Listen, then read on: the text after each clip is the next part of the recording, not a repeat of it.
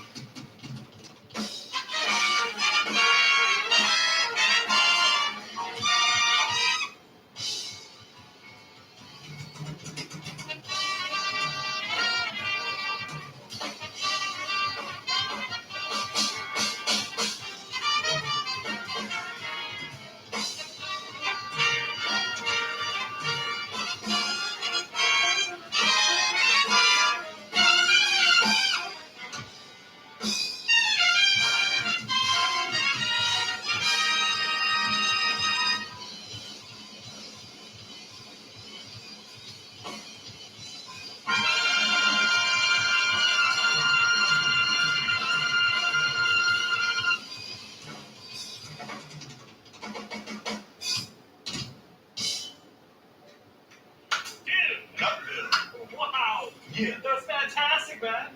Thank you. How you feeling? Tired. Tired? Been here working all day. Yeah. Been working hard here. Welcome, everyone. Welcome to another Drumming Alive Listen here with Gil Sharon. Hey, I'm glad to have you out, man. Pleasure to be here. Yeah. I've been a huge fan of yours from a long time ago. Dillinger Escape Plan, I think is what started it. The Wicked Beats DVD pack that you have, or the book is incredible. If you guys haven't seen that, go check it out. And you're known for playing with Dillinger. You're known for playing with Marilyn Manson for the past few years. What are some of the movie scores you've recorded on? I've been lucky to play on tons of cool scores, like all 3 John Wick movies, the scores and all the original songs for them. You know, Tyler Bates, who is someone I work with a lot, he's amazing.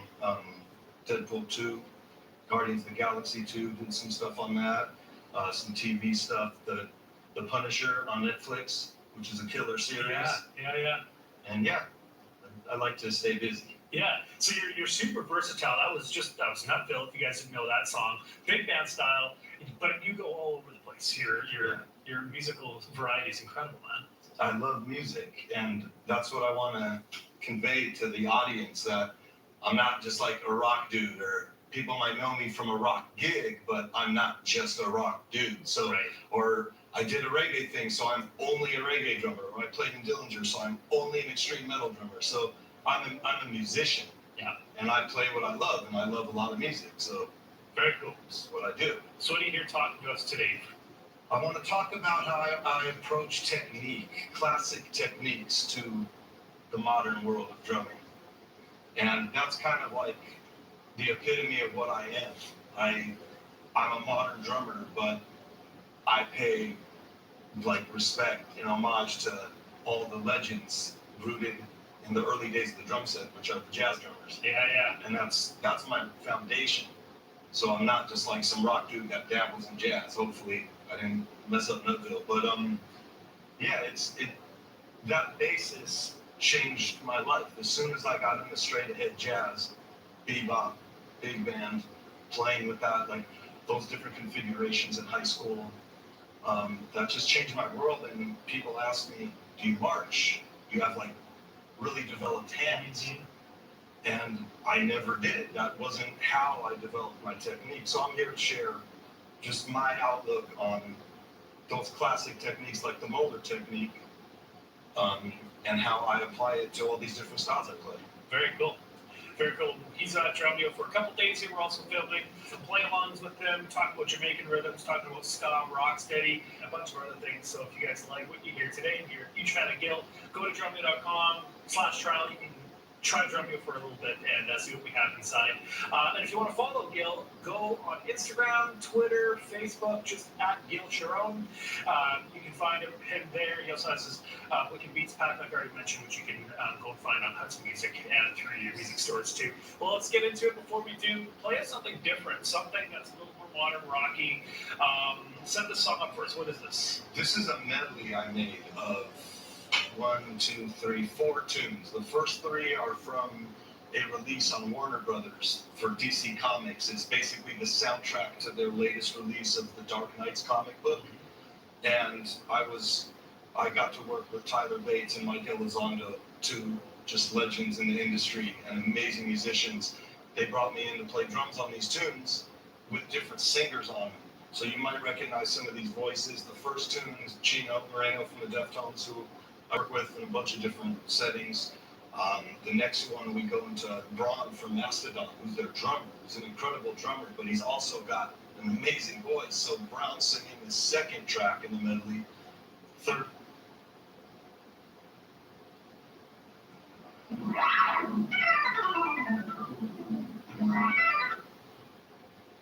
Third track is Jason from the 333.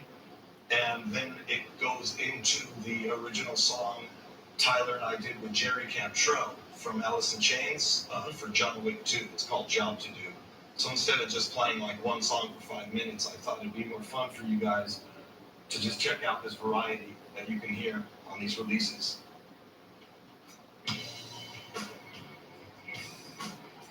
I suppose I can taste your smile. Wait for me outside. As your release remain close and still.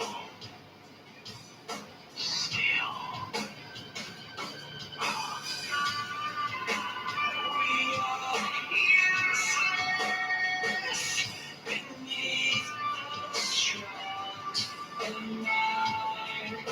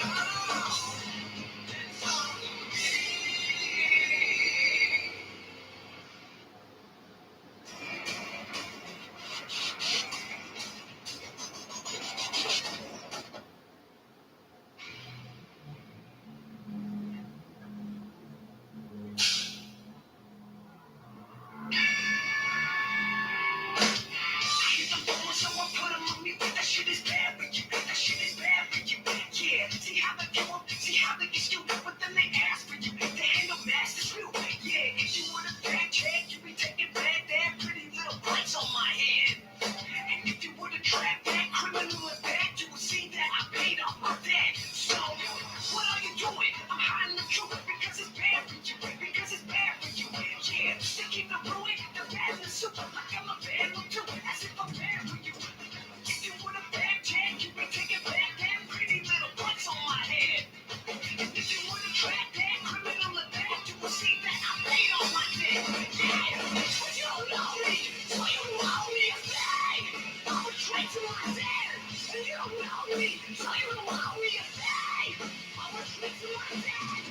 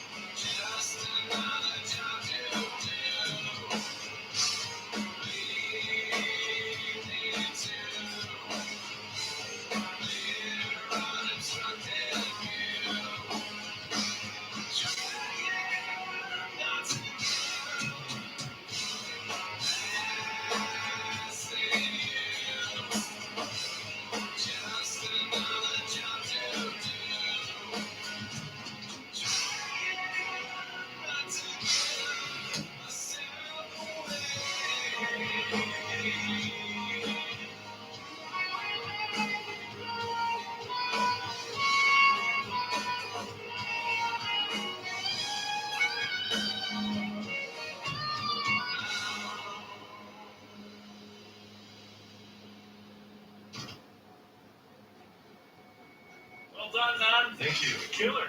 So yeah, That's a nice little medley. I thought that was cool, just with all the different grooves and styles and how they connect to my vibe. Like Yeah. the second half of that track with Jason from the Fever, I totally break into.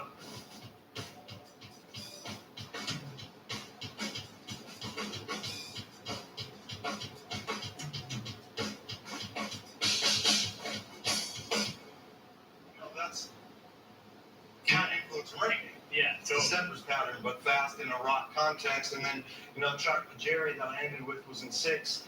Nice, beautiful feel in 6. And I love playing in odd times too, very cool.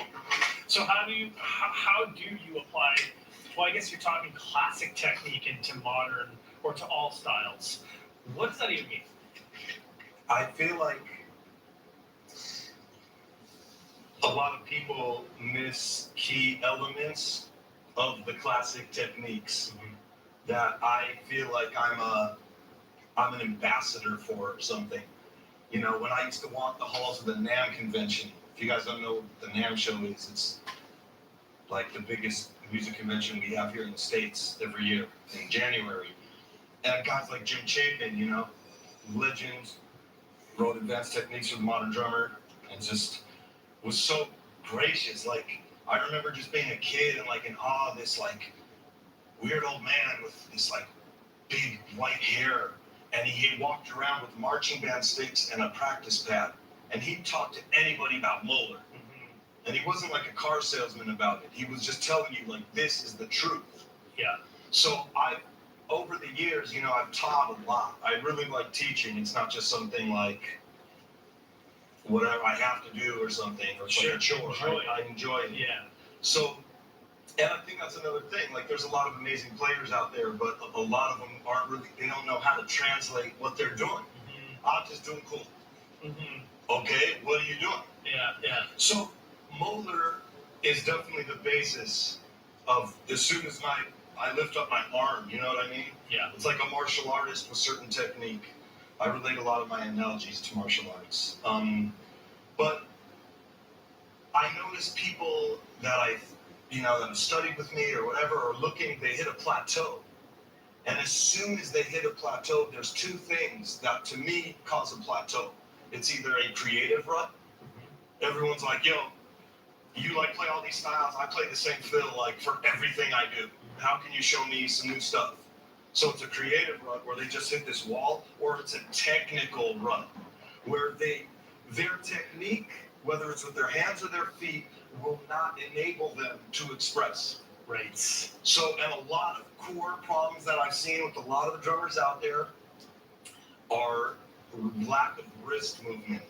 Okay. And it's like always just right off the bat, I'll watch someone play for like just not like 4 bars, not even. Just be like, dude, you're not moving your wrists, or you're muscling through something. You're like really, like you can play really fast, but you're gonna like kill yourself. Yeah. Yeah. So it just made me like, I like to talk about how to keep that classic technique based in Moeller, but I do so. It's not just Moeller, it's other things, there's other nuances, but Moeller is just where to start. Well, let's get into that then. Let's do it. Yeah, go for it. All right, so I'm just going to show you guys 3 quick hand techniques. I'm not trying to, I can spend a lesson on each one, and we don't have that time right now, so I'm just going to give it to you, and then we're going to do some courses on technique, and you can check those out on drumming. So the first one is, what is Moeller? So a lot of guys explain the Moeller as a whipping motion, which it is.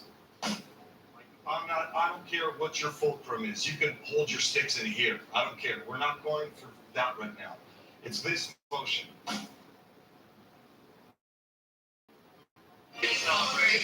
Every time we come, we think, why don't we do this more often? This is a dream come. So I like to teach a way that's not as exaggerated, where you flare the elbow out and this comes all the way up to the sky and then you hit down. It's just, I believe in exaggerated motions, but it's just not that practical being a modern drummer. Right. It's old school, which is fine. But here's a newer way to approach it. So when I start in this ready position, I like to make a V, and I'm a match grip and a traditional grip player. So either way works. And I'm just going to whip a single. My elbow still flares out, but it's not super crazy. It's just, look, the first thing that's moving on this stroke is my elbow. See? Mm-hmm. It's right there. It's not, my wrist isn't moving first. So at first I teach it lead from the elbow. Wrist follows. It's like watching a snake or a swan or something. But then just work on that. A Moeller whip. Stop the stick just like an inch above the head. Notice I'm not going like this. Yeah. That's different. We can get into stick control and all this stuff that I talked to Freddie Gruber about years ago and all these guys. It's like Steve Smith is another guy I used to just talk to. I'd approach all these legends, after they played in a jazz club or something, and I'd be like, hey, can I talk to you about this or whatever, and that's how I learned. Mm-hmm. This is I'm pre-YouTube. So it's important that you just get that motion started, the whip, single whip. Stopping it is just hovering right above the head. We were talking about bearing the bass drum beat earlier. I'm not doing this. Stopping it in the head. I'm just doing a whip stroke, controlling the stick, hovering right above the head. Mm-hmm. That's the first one. The next one is a down up. When you see me play these grooves,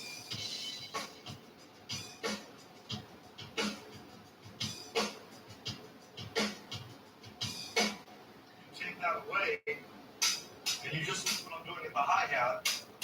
So now you have your downstroke, and why we leave it where we leave it, because now you're going to get an upstroke on the way up by just collapsing the wrist.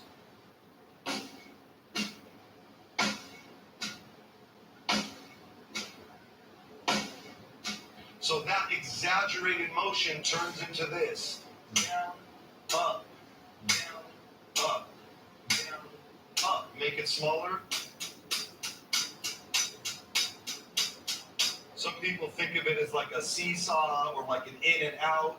However you want to see it, you're basically getting 2 for 1. See that wrist movement? Yeah. You get a lot of speed out of it as well. Like that turns into fast singles and how I move around the kit with singles. So those are the first 2 that I'll just show for now. Just a single stroke and then a double, which is upstroke, upstroke, whip, upstroke, whip, upstroke. Actually, I'll show you one more, the Moeller triplet, Okay. which is key. That leads into so many different styles of whether you're playing jazz time.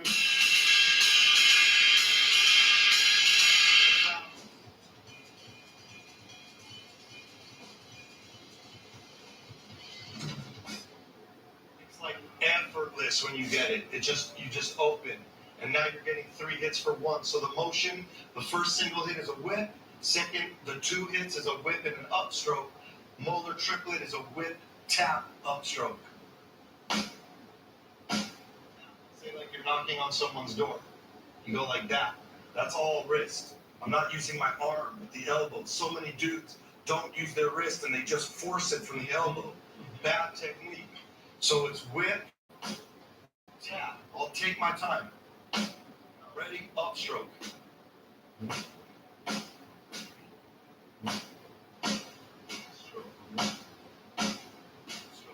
Now that's exaggerated. When you make it smaller,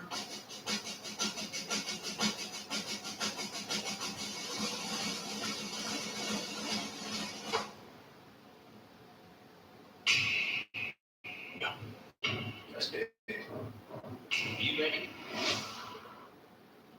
that's all that is. You're right. It's very smooth. So then the last hand technique I want to show you real quick is isolating the wrists. So we're not really going to whip.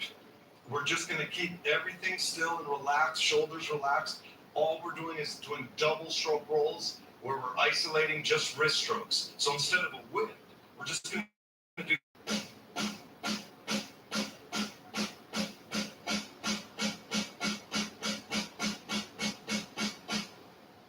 So that's just wrist isolation.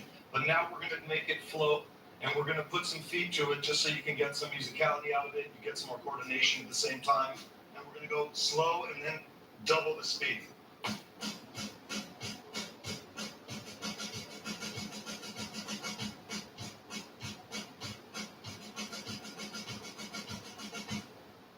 got speed. Speed will come. I'm about to show you that. So play it slow. If that's as fast as you can go without having it fall apart, just do that.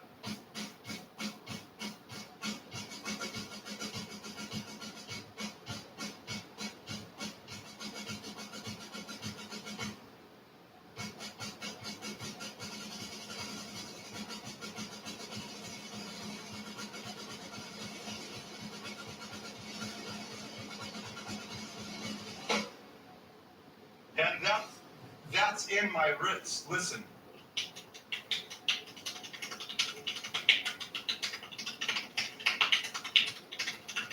See? Crazy. So I'm not bouncing them. So that's wrist isolation 101. So you just got some Moeller lessons and you just got some wrist isolation tip.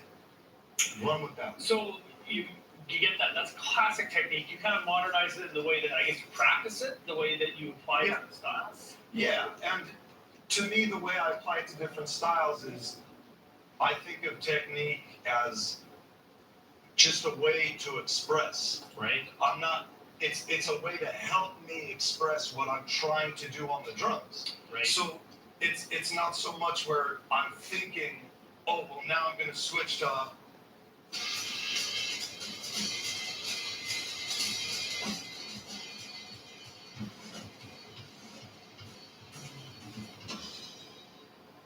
Fingers, or I'm switching to this, or that. Since it's all there, it will enable me to just free flow. And that's what it's all about, is to not think about it. Like Bruce Lee talks about, he says in the beginning you have no form because you don't know anything. Then you learn form. Then you go back to formlessness without worrying about it. And it's once you get it in you and through repetition and practice, it just becomes natural. And don't worry if it doesn't happen right away. Some people get discouraged. Yeah, well, I like that you bring it up and talk about it, because I think a lot of drummers that have been doing it for so long and are super fast and technical, but they forget that learning process. So it's just like, what do you mean? It just comes natural. But no, you have to go through these For things sure. sometimes to do that. Which takes us into the foot technique. So I approach it the same way like I do my hands. I see my feet as being like, I feel my feet as if the ankles are like the wrist. When I use my ankle to stroke, I try to create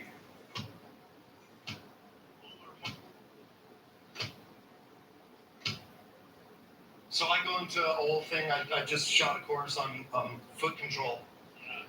Because again, before you have speed, you want to get control.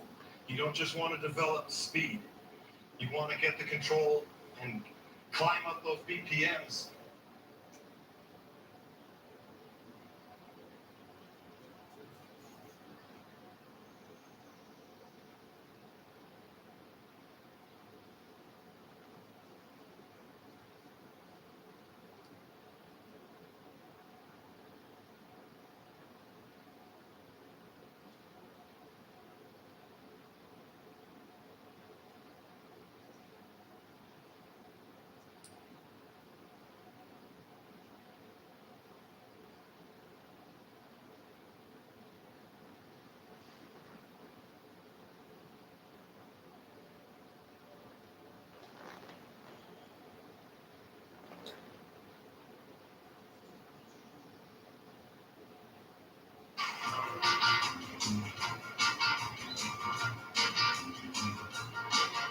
As I got on a city bus and found a vacancy, I thought I saw my future bride walking up the street. Shouted to the driver, hey, conductor, you must slow down. I think I see her. Please let me on this bus. Nadine, honey, is that you? Well, Nadine, honey, is that you? Every time I see you, you got something else to do. I saw her from the corner when she turned into her back and started walking toward her coffee-colored Cadillac. Pushing through the crowd, trying to get to where she's at. Campaign shouting like a southern diplomat. Nadine,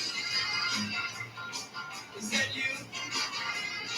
Whoa, whoa, whoa, whoa. Nadine, is that you? Every time I see you, you got something else to do.